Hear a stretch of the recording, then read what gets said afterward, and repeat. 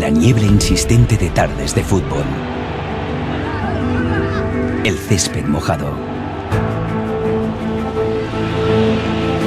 La lluvia visible al trasluz de los focos. La afición que se agolpa para desafiar al frío. El BAU aparece. Y la pasión derrota las previsiones más sombrías del termómetro.